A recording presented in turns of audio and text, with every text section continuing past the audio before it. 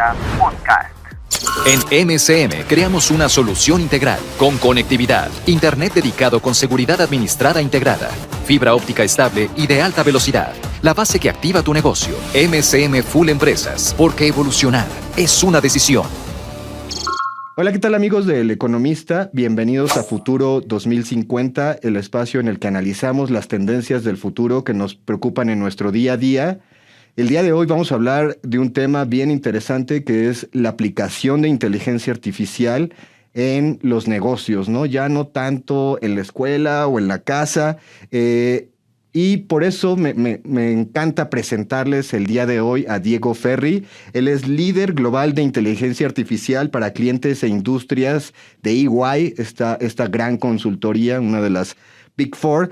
Thank you very much for being here. Thank you. It's my pleasure. No, it's mine. Thank you for your time. And I want to start asking you about the changes in the use of artificial intelligence in the industries, in different industries. We are used to think about artificial intelligence in terms of productivity. Do you think has been changes regarding that? Do you think companies or businesses are seeing AI differently right now? Yes, and it's true that for the past few years, most of the use of the technology around artificial intelligence has been used for what we call personal productivity. But our benchmarks have been showing over the past few years that even though adoption for personal productivity is growing, the value generated for personal productivity is no bigger than 5 to 8%. So the past year, the technology has evolved a lot. Companies have matured in understanding the potential value that artificial intelligence can bring in terms of transformation for the company. And this is the new era we're entering right now, the era of agentic AI, where we're going beyond personal productivity and we're having AI actually execute tasks across the enterprise. And for some use cases, the value, if we're talking about financial value, is in the 95% in some cases. May they be around efficiency or other indicators that can help evaluate the potential value. So yes, an important shift right now. Not yet full adoption of AI in terms of going beyond the personal productivity, but definitely a lot of attention from corporations right now on this topic where we can, again, generate more and more value around artificial intelligence. We can say there is another level. Maybe you can use it for productivity with your employees, but there is another level in which you can deploy agents, maybe. Exactly. The difference is that so far, or at least until middle of 2025, we've seen a boom of personal assistants. So humans asking questions to chatbots, whatever the interface is, to help them with their personal productivity. Agents operate different. It's like if we gave now hands to the machine so they can execute tasks in our place. We need to make sure we know when to let the machine execute those tasks for us, when to keep the human in the loop. But when we go from using AI as an assistant to an AI that is now executing, it's what we call agents, executing tasks in different functions in finance, in supply chain, and so on, now the productivity, efficiency, or even income generation value is different, much higher. Thank you very much. Mexico still has a very low adoption of AI between businesses in special. There is a Mexican think tank called Digital Mexican Center that tells that 8% maybe of the businesses with 10 or more employees are using or have adopted AI, and the OECD average is like 20%. So there is a big gap even in the beginning of the usage of AI. Do you think there is a way to effectively address that gap, and what do we need to do? I think Mexico is in a very interesting position right now. Even though corporate adoption of AI is low, below average globally, our own research at EY, our sentiment analysis, it's a study where we went and interviewed and surveyed customers from all over the globe, from different countries. Our research puts Mexico in one of the leading markets when it comes to adoption from customers. What it means is that customers are now using AI in general in Mexico in levels way higher than any other country in the world, and positioning Mexico as a pioneer market. If adoption is low in companies right now, I see that as an opportunity. I spent this entire week in Mexico talking to different clients of EY here and understanding that they are in a phase where they are accelerating their digital transformation. And when you're operating in a market where your customers are ready to use that technology, since adoption is so high, I see it as a great opportunity for Mexican companies to start investing and not necessarily go through all of the traditional steps of the digitalization that we've known for the past 5 to 10 years and go straight to the areas where technology in general, including artificial intelligence, because it isn't the answer for everything, can really help drive value, drive growth for those companies. So overall, I think it's a great opportunity for Mexican companies to take that into consideration, understand what their customers are expecting, what their talent is expecting from their companies in terms of AI technology in general, and then focus on where value can be the most important for growth and other indicators around customer satisfaction, quality of products and services, trust, brand, and so on. Thank you. And Mexico is a big economy, has a strong manufacturing sector. For example, we have the biggest proximity to the United States, the biggest market in the world.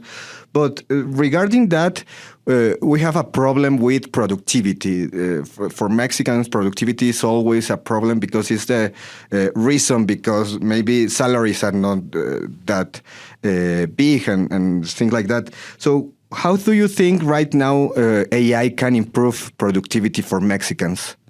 I think that in general, again, there are 2 layers for this. The first one is the personal productivity one, making talent use AI or even other technologies to personally be more productive when it comes to especially repetitive tasks and so on. So they can concentrate and focus their own personal time on tasks that add more value and delegate some of the tasks that are more repetitive to the machine.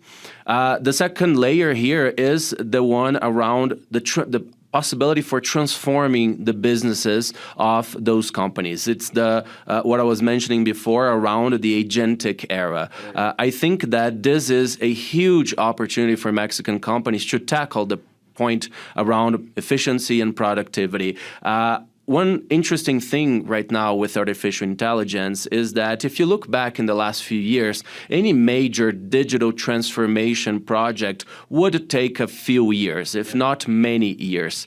With artificial intelligence, we can experiment new innovations that will help transform processes and overall the company much faster. The cycles of innovation are becoming much, much shorter right now with artificial intelligence. So I see it as a big opportunity for Mexican companies to start thinking about which areas of the company can we leverage technologies like artificial intelligence to accelerate their productivity, their economical growth, and so on. And I think that is an interesting thing to keep in mind, that artificial intelligence is not the answer for everything. And artificial intelligence, when you just plug in artificial intelligence tools or solutions into an existing process, you're not going to get as much productivity or value generated as if you were to transform entirely the process or whatever part of the organization it is, thinking about what the technology can bring to you. Let me give you an example.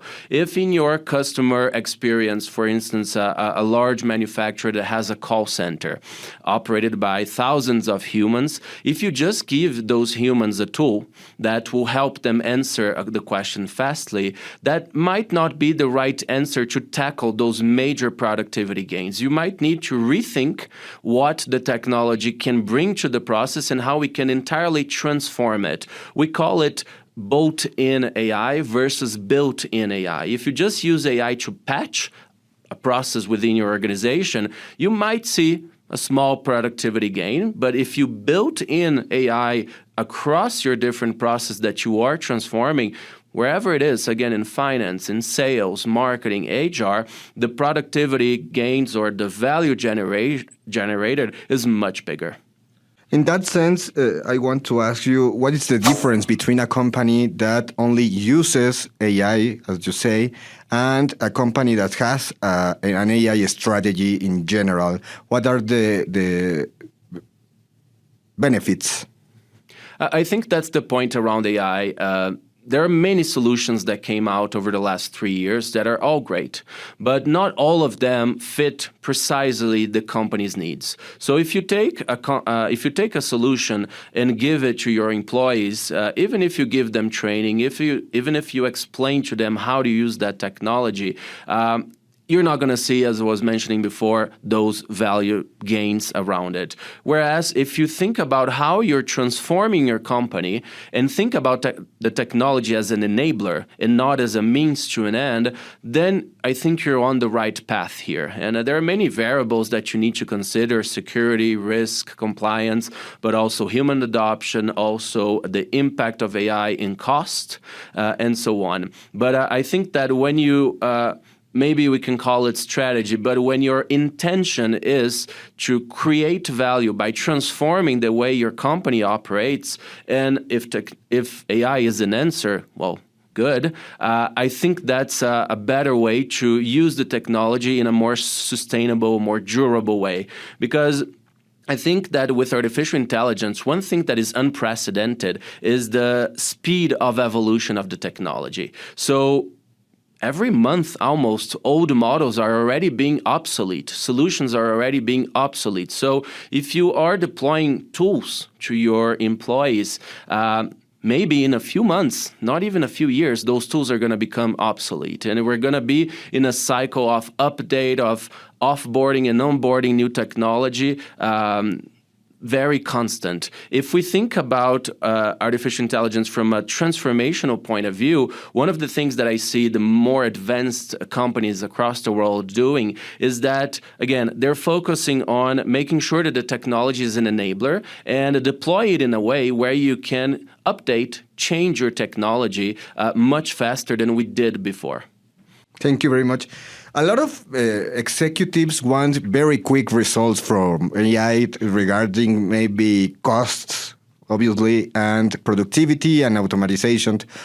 Which are the right marks, the right metrics to address AI and to address if AI is really benefiting our business? That's interesting, and I think that's my entire point. I get asked that a lot from executives on how do I assess if AI is doing a good job.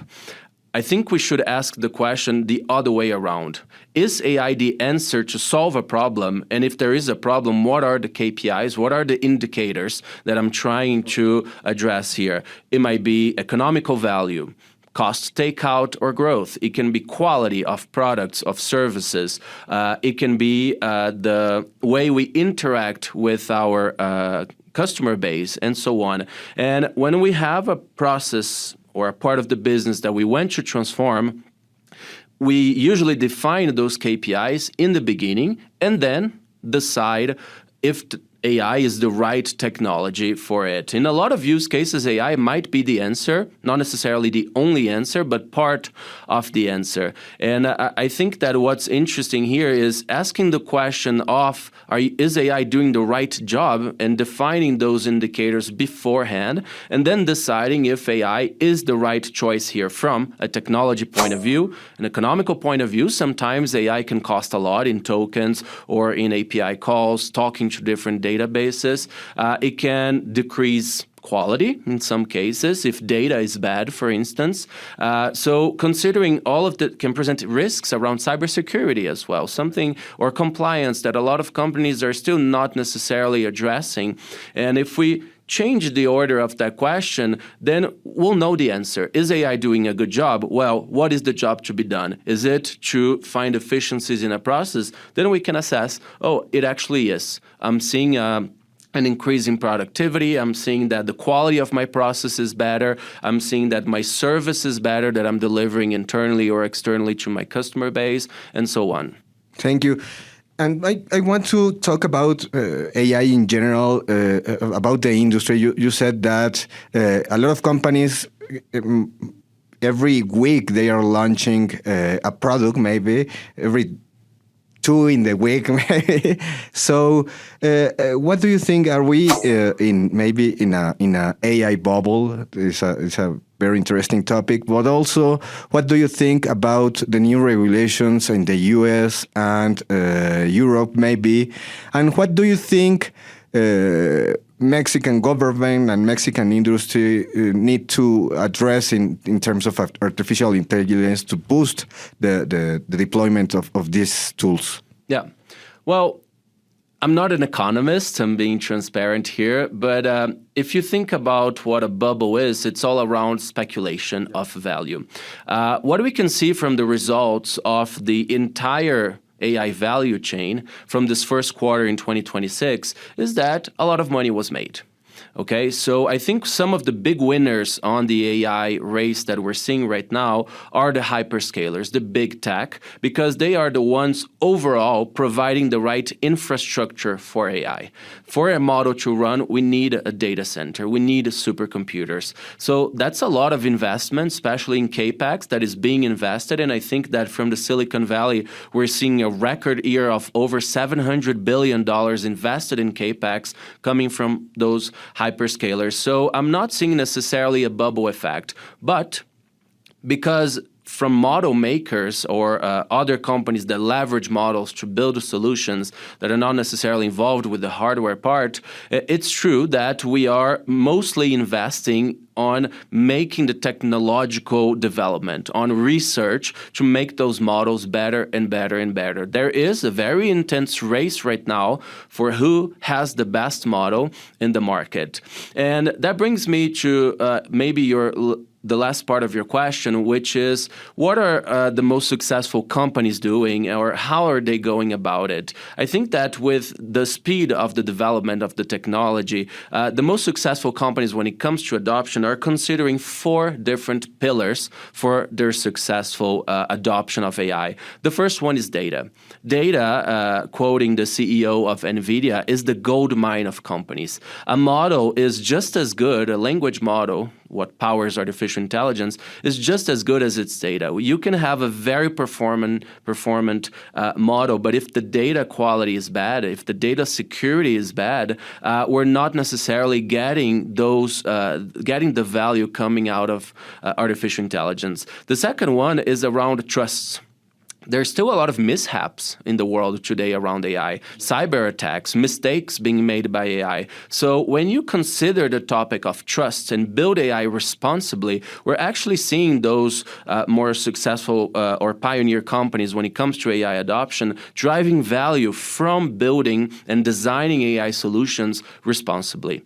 The third one is around adoption. Adoption is extremely important because when we might have the best solutions across the world, if they're not necessarily being used